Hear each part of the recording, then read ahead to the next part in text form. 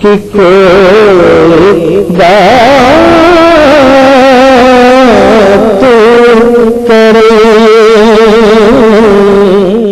الحمدللہ رب العالمین والصلاة والسلام علی حبیبہ محمد وآلہ وصحبہ اجمعین. اعوذ باللہ من الشیطان الرجیم. بسم اللہ الرحمن الرحیم.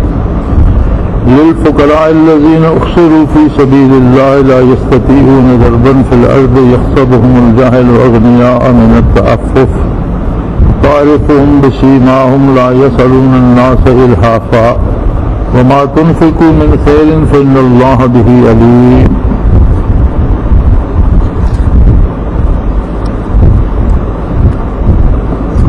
الذين ينفقون أموالهم بالليل والنهار سرا وعلانية فلهم أجرهم عند ربهم ولا خوف عليهم ولا هم يحزنون. اللهم سبحانك لا علم لنا إلا ما علمتنا إنك أنت العليم الحكيم. مولاي صل وسلم دائما أبدا على حبيبك من كانت به الشريك. صدقات کی بات ہو رہی تھی اور راہ حق میں خرچ کرنے کی بات ہو رہی تھی، جس میں عرض کیا گیا کہ صدقات دو قسم کے ہیں. فرض جیسے زکوٰۃ اور نفلی صدقات. صدقات جو فرض ہوتے ہیں وہ صرف مسلمانوں پہ خرچ کیے جا سکتے ہیں. نفلی صدقات کوئی قید نہیں، کسی بھی غریب مسکین پہ خرچ کیے جا سکتے ہیں. لیکن سب سے بہترین مصرف صدقات کا کیا ہے؟ فرمایا للفقراء الذین احصروا فی سبیل اللہ. وہ ضرورت مند جو اللہ کی راہ میں پابند ہو گئے ہوں،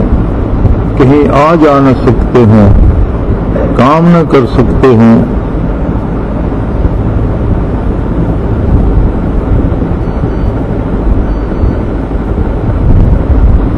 اس میں سب سے پہلے وہ لوگ آتے ہیں جو دین کا کام کرنے کی غرض سے اپنے اوقات صرف کر دیتے ہیں. دین سیکھنے سکھانے میں، پڑھنے پڑھانے میں اور دینی امور کے جاننے اور لوگوں تک پہنچانے میں طالب علم، اساتذہ، مصلحرس. لیکن وہ لوگ جو اسے ذریعہ معاش نہیں بناتے یا وہ گداگری شروع نہیں کر دیتے، لوگوں سے مانگنا شروع نہیں کر دیتے، بلکہ اللہ کی راہ میں اپنے اوقات کو لگاتے ہیں، اور پھر یہ دوسرے لوگوں پر ہے جن کو اللہ نے مال دیا ہے کہ وہ یہ احساس رکھیں اور اس بات کو سمجھیں اور ان کی امداد کریں. یہ سب سے بہترین مصرف ہے. اس میں بھی دو شعبے ہیں. اکثریت تو ان لوگوں کی ہے جنہوں نے اسے بطور پیشہ اختیار کیا ہے. جس طرح کاروبار ایک پیشہ ہے، جس طرح ملازمت ایک پیشہ ہے، مزدوری ایک پیشہ ہے، کاشتکاری ایک پیشہ ہے، اسی طرح بعض لوگ دینی مدارس بنا لیتے ہیں اور پھر بڑے بڑے اشتہار اور بڑے بڑے اعلان اور اپنے دور دور تک جدال کرتے ہیں، اور ان کی ضرورت اگر لاکھوں میں ہوتی ہے تو چندہ کروڑوں میں جمع کر لیتے ہیں اور موزے کرتے ہیں. ان کی بات نہیں ہو رہی. یہ بات ان لوگوں کی ہو رہی ہے جو بندوں سے مانگتے ہوئے شرماتے ہیں، جو صرف اللہ سے مانگنا پسند کرتے ہیں، جن کا یہ پیشہ نہیں ہے، پروفیشن نہیں ہے، اللہ کی رضا کے لیے اللہ کے دین کے کام میں لگ گئے ہیں اور اللہ کی رضا کے لیے دین کا کام کرتے ہیں، سیکھتے ہیں، سکھاتے ہیں، لوگوں تک پہنچاتے ہیں اور اسروا فی سبیل اللہ، یعنی جیسے قیدی ہوتا ہے اس کام میں پھنس گئے ہیں، لا یستطیعون ضربا فی الارض، اور ان کے پاس فرصت نہیں ہوتی کہ وہ اپنے کام کے لیے وقت نکالیں یا روزی کمانے کے لیے کہیں جائیں۔ یحسبهم الجاہل اغنیاء من التعفف، کیونکہ وہ لوگوں سے سوال کرنا گوارا نہیں کرتے، لوگوں سے نہیں مانگتے، اللہ ہی سے مانگتے ہیں۔ تو جاہل اور نادان لوگ سمجھتے ہیں کہ ان کے پاس تو بہت ہے، یہ مانگتے نہیں۔ دینے والے بھی جیسے قرآن حکیم نے بہت زور دیا اس بات پر، جو اسباب گزر چکے ہیں، کہ دینے والا جو اللہ کی راہ میں دیتا ہے وہ دے کر احسان نہ جتائے۔ اس نے کوئی احسان نہیں کیا کسی پر، اور اللہ اس کا محتاج نہیں تھا، اللہ ضرورت مند نہیں تھا، اور اپنی مخلوق کو وہ خود پالتا ہے، اس کے بندے بھی ضرورت مند نہیں تھے۔ یہ تو ایک آزمائش ہے کہ اس کے پاس مال ہے، اسے وہ اپنا ذاتی سمجھتا ہے یا اللہ کا مال سمجھتا ہے۔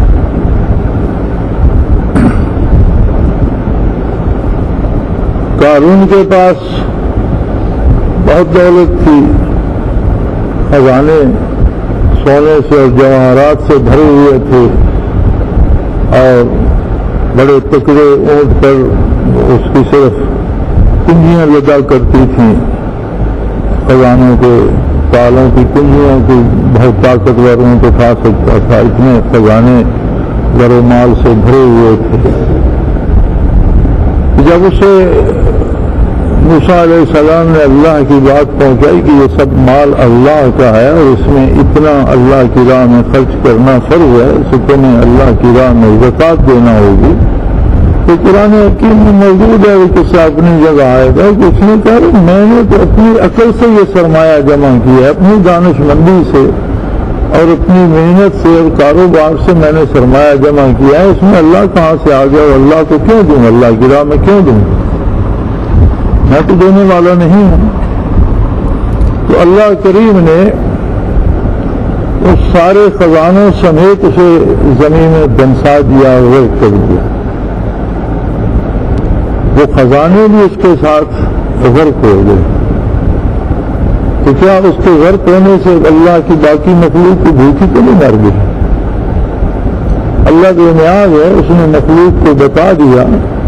پہلے تو لوگوں کو قرآن حکیم بتاتا ہے کہ پہلے تو لوگوں کو حسرت ہوتی تھی کہ کاش ہمارے پاس بھی قارون کی طرح دولت ہوتی، اور جب وہ اپنی دولت سمیت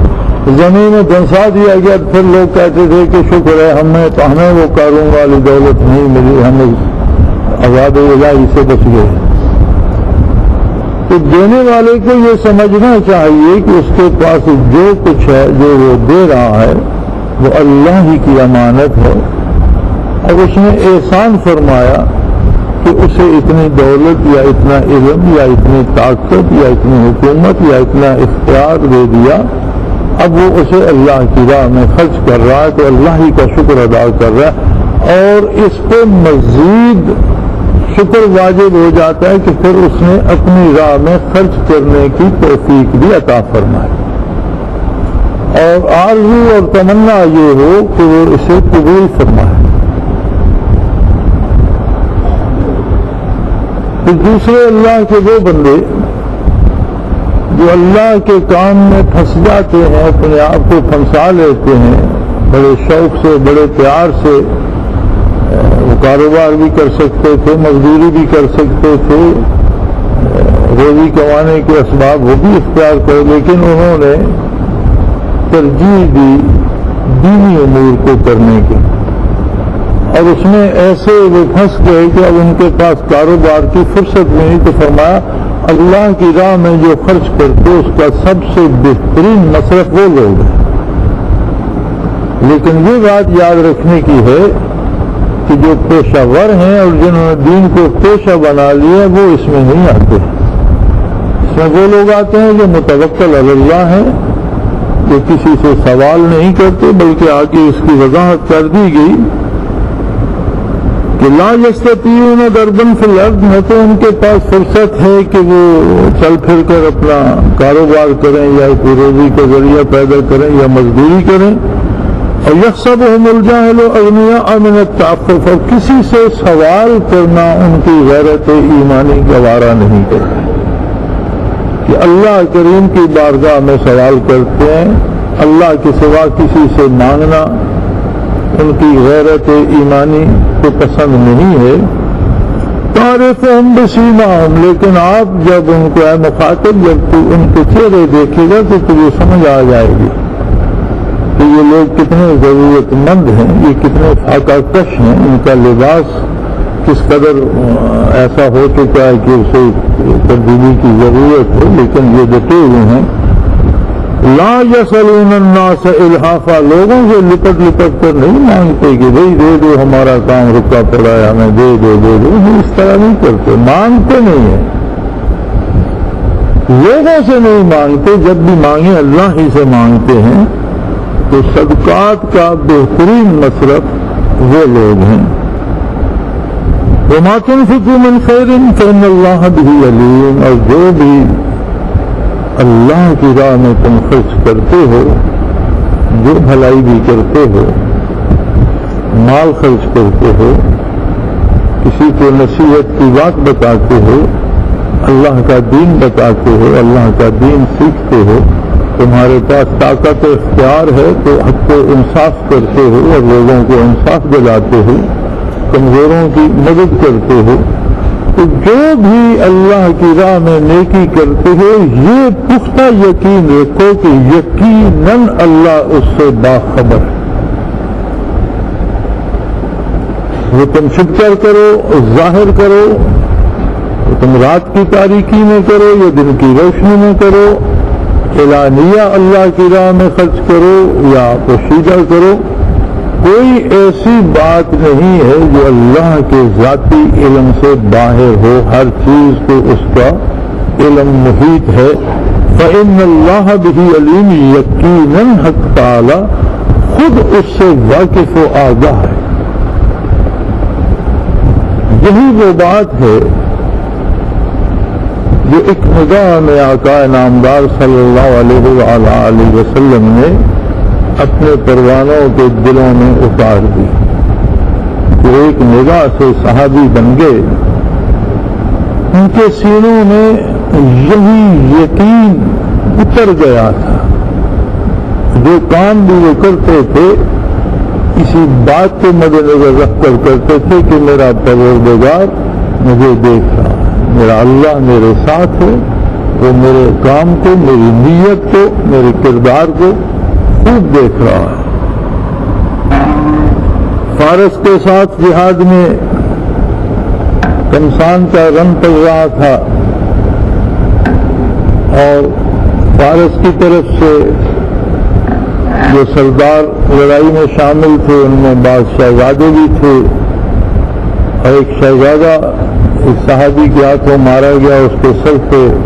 کروڑوں روپے کے ہیروں کا سنہری سونے کا بنا ہوا کروڑوں کے ہیرے اس میں جڑے ہوئے تھے، اس کے سر پہ جو تاج تھا وہ سر کٹ کے گرا تو تاج علیحدہ ہو گیا، تو انہوں نے تاج اٹھا لیا، کروڑوں روپے کی مالیت کا ہے اور میدان جنگ میں گھوڑوں کے پاؤں تلے روندا جائے گا۔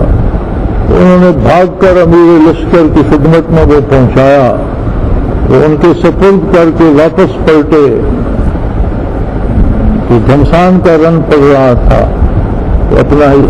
جہاد کے لیے واپس پلٹے تو امیر لشکر نے پیچھے سے آواز دی کہ یہ اتنی دولت جو مجھے دیے جا رہے تو مجھے اپنا نام تو بتاتے جو کون ہو تم؟ انہوں نے پلٹے بغیر جواب دیا کہ جس کے لیے میں کام کر رہا ہوں وہ میرے نام سے واقف ہے، جس کی رضا کے لیے میں لڑ رہا ہوں، جس کی رضا کے لیے جان دے رہا ہوں، اور جس کی رضا کے لیے یہ کروڑوں روپے کے یہ جواہرات آپ کی خدمت میں پہنچائے ہیں، وہ مجھ سے خوب واقف ہے، میرے کردار سے بھی واقف ہے، آپ کو بتانے کی ضرورت ہے۔ یہ وہ یقین محکم تھا جو آقا نامدار صلی اللہ تعالی علیہ وآلہ وسلم نے ان لوگوں کے سینوں میں اتار دیا جو اللہ کے نام سے بھی پہلے واقف نہ تھے۔ اور آج بھی سارے ورع تقویٰ، ساری نیکی، ساری عبادت، سارے ذکر اذکار سارے مراقبات کا حاصل اور اوج کمال یہی ہے کہ بندے کو یہ یقین کامل نصیب ہو جائے کہ میں جو کر رہا ہوں میرا پروردگار اسے جانتا ہے اور دیکھتا ہے۔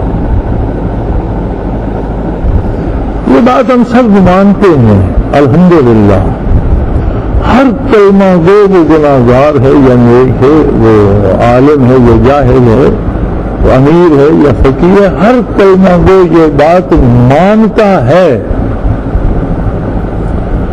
لیکن قرآن کریم فرماتا ہے ماننے کا مزہ جب ہے جب عملی زندگی میں یہ دکھائی دے۔ قرآن کریم کا جو مطالبہ ماننے کا ہے وہ یہ ہے کہ جب بندہ عمل کرے تو یہ سمجھ آئے کہ ہاں اسے یہ احساس ہے کہ میرا اللہ مجھے دیکھ رہا ہے، میرا اللہ میرے کام سے باخبر ہے۔ یہ یقین ایک ایسی کیفیت ہے جو اللہ کی نافرمانی سے بچانے کے لیے ڈھال کا کام دیتا ہے، اور اطاعت الہی اور اللہ کی رضا کے کام کرنے کے لیے بھوک لگتی ہے۔ بھوک جیسے کھانے کے لیے بھوک لگتی ہے، جیسے پینے کے لیے پیاس لگتی ہے، اسی طرح اطاعت الہی کرنے کے لیے بھوک لگتی ہے۔ آج بھی ایک خط تھا،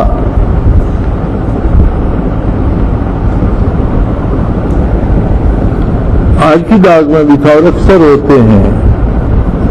میرا ذکر کرنے کو جی نہیں چاہتا، نماز پڑھنے کو جی نہیں چاہتا، آپ دعا بھی کریں مجھے تعویذ دیں۔ اب بھلا ایسا کون سا تعویذ ہے؟ انسان تو مکلف ہے خود، اور یہ اس کا یقین و ایمان ہے جو اسے اطاعت الہی پہ مجبور کرے۔ اب اسے یہ یقین نصیب ہو جائے کہ میں جیسا بھی ہوں، میں جو بھی ہوں، میں خطا کار صحیح، میں جاہل صحیح، ان پڑھ صحیح، گناہگار صحیح، لیکن جب میں بازوی ہو کر اللہ اکبر کہہ کر ساری دنیا سے اپنے آپ کو الگ کر کے بات کرتا ہوں تو میرا اللہ میرے روبرو مجھ سے میری بات سن رہا ہے۔ نبی علیہ الصلوۃ والسلام نے فرمایا کہ نمازی کے آگے سے نہ گزرو، اس کی وجہ حضور نے ارشاد فرمائی فَإِنَّهُ يُنَاجِي رَبَّهُ، وہ اپنے رب سے سرگوشیاں کر رہا ہے، تم درمیان میں مت آؤ۔ جسے تم کہہ رہے ہو کہ نماز پڑھ رہا ہے، وہ اپنے پروردگار سے لوگوں سے کٹ کر، لوگوں سے اپنا آپ بچا کر سرگوشی میں جائے نا جی، وہ سرگوشیاں کر رہا ہے، اپنے دل کی بات لوگوں سے الگ ہو کر خفیہ طور پر اپنے پروردگار سے کر رہا ہے۔ تو اگر یہ یقین نصیب ہو جائے فإن اللہ بہ علیم، تو کون بد نصیب ہے جو ایک نماز پڑھنے کے بعد دوسری کا انتظار نہیں کرے گا۔ فرمایا حضور اکرم صلی اللہ علیہ وسلم نے کہ اگر کسی کو یہ کیفیت نصیب ہو جائے کہ ایک نماز ادا کی اور پھر اسے طلب ہے کہ اب دوسری کا وقت آئے تو نماز ادا کروں، تو فرمایا وہ ہمیشہ نماز میں ہی شمار ہوتا ہے، یعنی عند اللہ وہ نماز سے خارج نہیں ہے۔ اب اس نے جمعے کی نماز ادا کی اور اب اسے انتظار ہے کہ عصر کا وقت ہو اور پھر میں اللہ کے حضور پیش ہوں اور مجھے وہ لذت آئے جو لذت وصال ہے، مجھے بات کرنے کا مزہ آئے، میں اپنے دل کا حال اپنے رب سے بیان کر سکوں، میں اللہ کے روبرو کھڑا ہو جاؤں اور اپنی باتیں آپ کروں،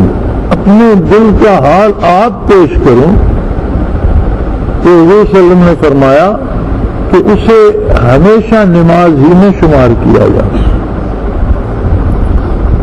تو یہ انفاق اللہ کی راہ میں خرچ کرنا ہو، معمولات دن بھر کے ہوں، کاروبار ہو، زندگی کے مختلف امور ہوں، لوگوں سے تعلقات، دوستی اور دشمنی ہو، سب اللہ کے لیے ہو جائیں۔ دشمنی ہو تو اللہ کے لیے، دوستی ہو تو اللہ کے لیے، محنت کرے کاروبار کرے تو اس لیے کہ اللہ نے اسباب دیے ہیں، شعور دیا ہے، ہاتھ پاؤں دیے ہیں، روزی کماؤں اور اسے خود بھی استعمال کروں اور اللہ کی مخلوق کے کام بھی آ سکوں، ضرورت مندوں کے کام بھی آ سکوں، اللہ کی راہ میں خرچ بھی کر سکوں، راہ حق میں میرا سرمایہ بھی کام آئے، میری محنت بھی راہ حق میں خرچ ہو، اور اس یقین کے ساتھ کہ جو بھی کرتے ہو اللہ اسے ذاتی طور پر جانتا ہے۔ الذين ينفقون أموالهم بالليل والنهار سرا وعلانية فلهم أجرهم عند ربهم ولا خوف عليهم ولا هم يحزنون۔ اللہ کے وہ بندے جو اپنا مال شب و روز خرچ کرتے ہیں، ظاہراً بھی پوشیدہ بھی،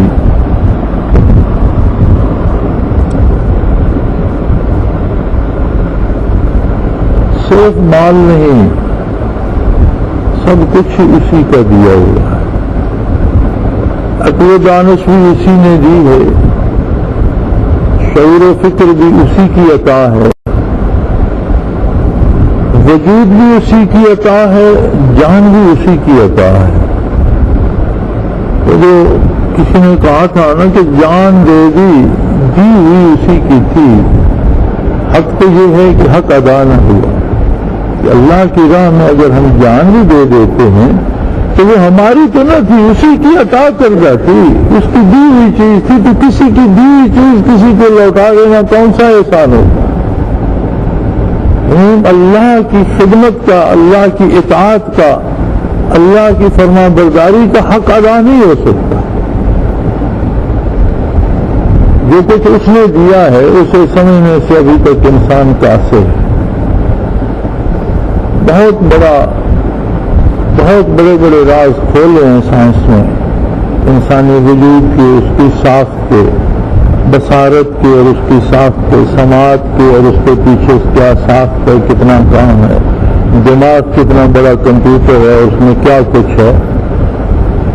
لیکن میں اگلے دن تبصرہ سن رہا تھا مغربی سائنسدانوں کا،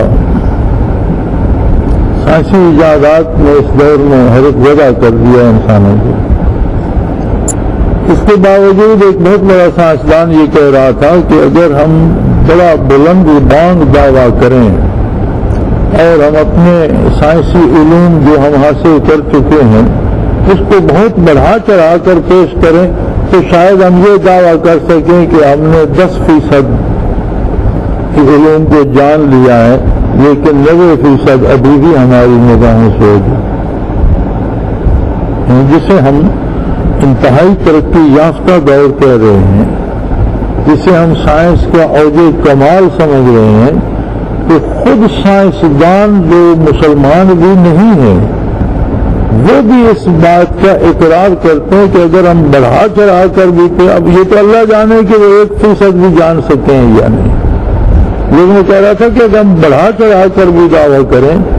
تو بھی 90% ابھی ہماری نگاہوں سے اوجھل ہے۔ یہ سارا کچھ کیا ہے؟ کائنات میں موجود ہے، انسان کے وجود میں موجود ہے، انسان کے آگے پیچھے موجود ہے، ہم نہیں جانتے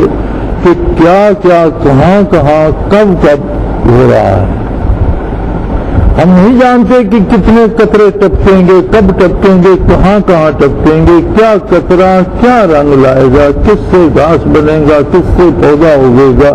کون سا قطرہ کسی پھل کے شیریں رس میں شامل ہوگا، کون سا قطرہ کسی درخت کے تنے میں مل جائے گا، کون سا قطرہ خاک میں ملے گا، کون سے قطرے سے موتی بنے گا، ہم نہیں جان سکتے۔ اتنی وسیع کائنات اور اتنا وسیع نظام ہے کہ ہم ساری علوم کے باوجود تو اس کا عشر اشیر نہیں جان سکتے۔ اور یہ سب کچھ کس کے لیے ہے؟ وَخَلَقَ لَكُم مَّا فِي الْأَرْضِ جَمِيعًا، یہ سب تمہارے موج میلے کے لیے ہے، تمہاری خدمت کے لیے، تمہاری سہولت کے لیے، تمہاری ضرورتوں کے لیے۔ اب جس مالک الملک نے، ایک فلاسفہ کا اصول ہے فلاسفہ کہتے ہیں کہ انسان کسی وقت یہ تصور کرے کہ میرے سوا دنیا میں کوئی بھی موجود نہیں، میں اکیلا ہوں اس جہان میں، تو وہ یہ سوچنے کو مجبور ہو جائے گا کہ یہ سارا سورج کا طلوع ہونا، چاند کا سفر، ستاروں سیاروں کی گردش، ہواؤں کا چلنا، پھولوں کا کھلنا، جانوروں کا پیدا ہونا، جنگلات کا اگنا، دریاؤں کا بہنا، سمندروں میں موتیوں کا بننا اور بے شمار، یہ سارا کچھ مجھ اکیلے کے لیے ہے۔ اتنی وسیع کائنات میں جو یہ سب کچھ ہو رہا ہے تو اسے سمجھ آئے گی کہ صرف میرے ایک بندے کے لیے یہ سب کچھ۔ اور اسی طرح یقیناً ہم دیکھیں تو ہم میں سے ہر ایک کے لیے یہ پورا نظام اللہ کریم نے ترتیب دے دیا ہے۔ اب بتاؤ ہم کس کس بات کا شکر کریں گے؟ کوئی سوچے، کوئی سمجھے کہ اللہ کے کس کس احسان کا شکر ادا کرے گا؟ ہم تو جانتے نہیں، ہمیں تو یہ نہیں پتا کہ یہ ہوا کیسے بنتی ہے، کہاں سے آ رہی ہے، کہاں جا رہی ہے، اور یہ ہمیں تر و تازگی بکھیرتی چلی جا رہی ہے۔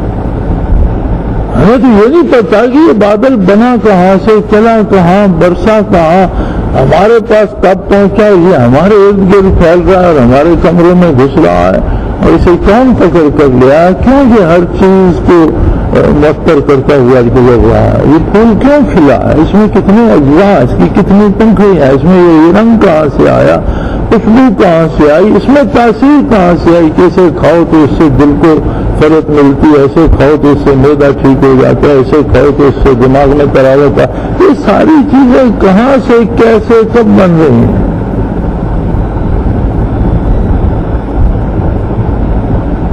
تو اللہ کی کس کس احسان کو بندہ جتلا سکتا ہے؟ فَبِأَيِّ آلَاءِ رَبِّكُمَا تُكَذِّبَانِ، کون کون سا احسان ہے جسے تم بھول سکتے ہو؟ تمہارے وجود کا ایک ایک بال اپنی ایک خاصیت رکھتا ہے، اگتا ہے تو کچھ کرتا ہے، گرتا ہے تو اس کے گرنے میں بھی کوئی مصلحت ہے۔ وجود کا ایک ایک ذرہ وجود سے الگ ہوتا ہے تو اس کے الگ ہونے میں ہماری مصلحت ہے، وجود کا حصہ بنتا ہے تو اس کے حصہ بننے میں ہماری مصلحت ہے۔ اب ہمیں یہ نہیں پتا کہ وہ مصلحت کیا ہے۔ اپنی زندگی میں انسان کتنی غذا حاصل کرتا ہے، کتنے ذرات خاک سے غذا بنتے ہیں اور غذا بن کر بندے کے وجود کا حصہ بنتے ہیں، اور وجود کا کتنا حصہ، کتنی کھال مردہ ہو کر جسم سے الگ ہوتی ہے، کتنے بال اگ کر جھڑتے ہیں، کتنے ناخن بڑھ کر کٹتے ہیں، وجود کے ہڈیاں روز گھستی ہیں، روز بنتی ہیں، دن بھر کی مشقت سے گھستی ہیں، رات کو آپ آرام کرتے ہیں ان کی تعمیر ہو جاتی ہے۔ یہ سارے مادے آ جا رہے ہیں، ایک پورا کارخانہ لگا ہوا ہے اور ہمیں خبر تک نہیں، احساس تک نہیں۔ کون ہے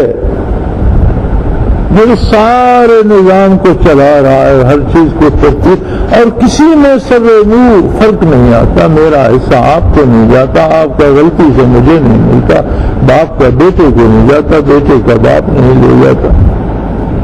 کتنی مخلوق ہے اور کہاں تک ہے، کس کس کو کس کس طرح کیا کیا پہنچ رہا ہے۔ آدمی احساس کرے، اس کی نعمتوں کو گن نہیں سکتا، شکر تو تب ادا کرے گا کہ اسے یہ شعور تو ہو کہ مجھ پر احسانات ہیں کتنے۔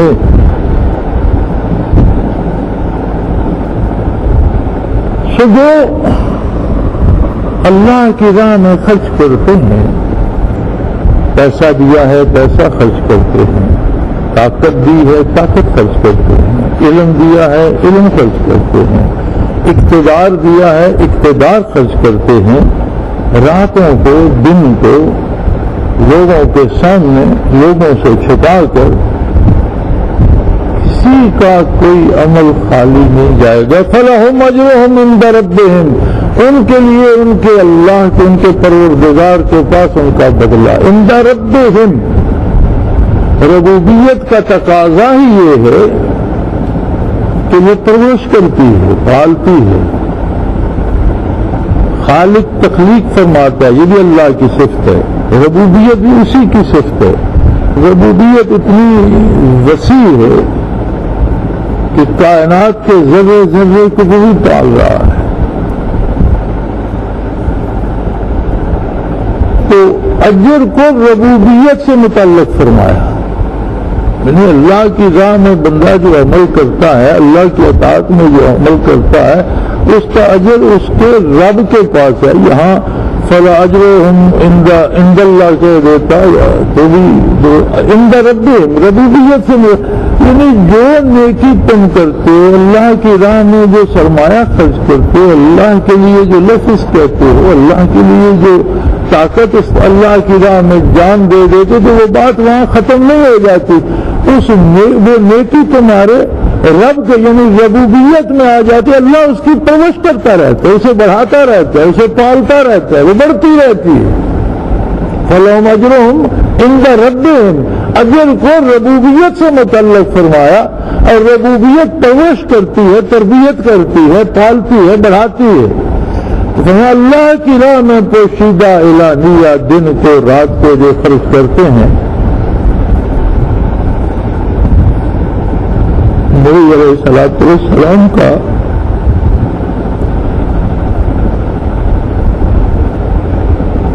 دنیا سے پردہ فرمانے کا وقت تھا. بیماری شدت اختیار کر دی تھی.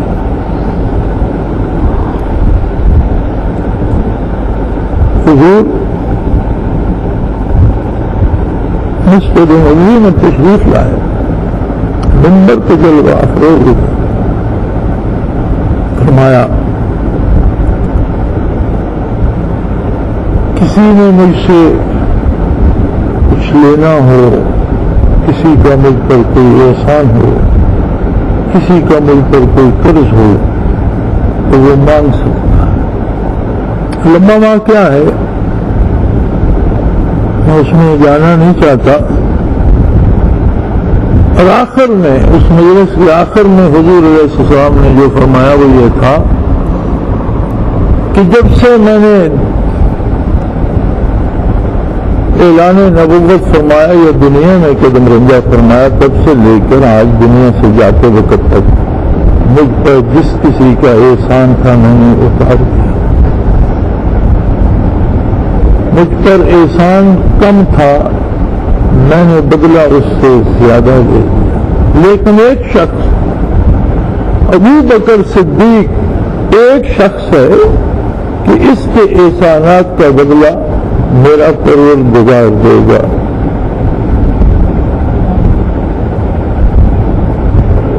اس شخص نے جان مال آبرو کوئی چیز بچا کر نہیں رکھی، اس نے سب کچھ مجھ پر نثار کیا. حضور ایسا نے فرمایا کہ یہ ایک واحد شخص ہے کہ جو قربانیاں اس نے دی ان کا بدلہ اسے اللہ دے گا. باقی میرے لیے جس کسی نے جو کچھ کیا اس کا بدلہ میں نے چکا دیا ہے. تو علامہ مرحوم نے اسی بات کو اپنی ربائی میں کہا تھا، امن الناس برمولائے نا، کلیم وادی سیدھا ہے نا، امن الناس برمولائے نا، کلیم وادی سینائے نا، دولت او کشت ملت راچوں ابر. یہ ملت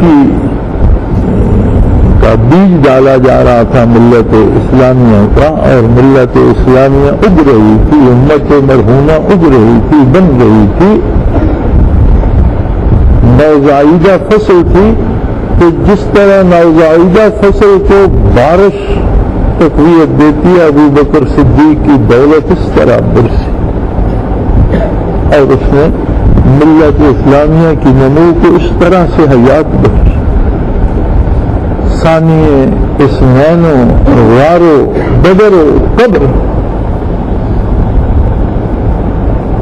اسنین میں دو میں کا دوسرا وہ، غار کا دوسرا وہ، بدر کا حضور کے بعد دوسرا وہ، عریش بدر میں حضور تھے یا ابو بکر صدیق تھے، اور روضہ اطہر میں آپ کے بعد دوسرا ابو بکر، ثانی اس نینو غارو بدر و قبر۔ تو کس نے کیا کیا دیا، یہ اس کی دیوی توفیق ہے۔ الذین ينفقون اموالهم باللیل والنہار، جو اپنا مال اپنی قوت شب و روز خرچ کرتے ہیں، ظاہراً بھی خرچ کرتے ہیں، خفیہ بھی خرچ کرتے ہیں، فلہم اجرہم عند ربہم، ان کا اجر ان کے رب کے پاس ہے، اس کی ربوبیت کے پاس ہے، ان کا اجر لمحہ بلمحہ تربیت پا بڑھ رہا ہے، زیادہ ہو رہا ہے، عند ربہم، ان کے پروردگار کے پاس ہے۔ ولا خوف علیہم ولا هم یحزنون، کیسے خوش نصیب ہوں گے جنہیں نہ آئندہ کا کوئی خوف ہوگا نہ گزری ہوئی زندگی کا کوئی دکھ۔ خوف ہوتا ہے آنے والے خطرے کا، حزن ہوتا ہے جو میں کر چکا۔ ولا خوف علیہم ولا هم یحزنون، نہ انہیں ڈر ہوگا نہ انہیں کوئی دکھ ہوگا کہ میری کوئی چیز ضائع ہوگی، یہ دکھ بھی نہیں ہوگا، اور میرے ساتھ کیا ہوگا یہ ڈر بھی نہیں ہوگا۔ کیسے اللہ کے مقبول بندے ہوں گے۔ تو میرے بھائی، اپنے آپ کو اللہ کے حضور زندہ رکھنا، اپنے کردار کو اللہ کریم کے روبرو رکھنا، اپنی زندگی اپنی موت کو اطاعت پیغمبر صلی اللہ علیہ وسلم کی نور سے مزین رکھنا، اسلام بھی ہے، تصوف بھی ہے، ولایت بھی ہے، کامیابی بھی ہے، سارا کچھ اسی میں موجود ہے۔ اللہ کریم ہمیں اس کی توفیق عطا فرمائے، ہماری لذتوں سے درگزر فرمائے، ایمان پہ زندہ رکھے، ایمان پہ موت نصیب فرمائے، ایمانداروں کے ساتھ حشر فرمائے۔ وآخر دعوانا ان الحمدللہ رب العالمین۔ عالم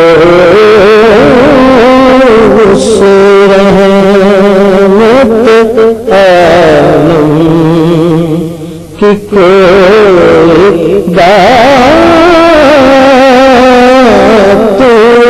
کرے،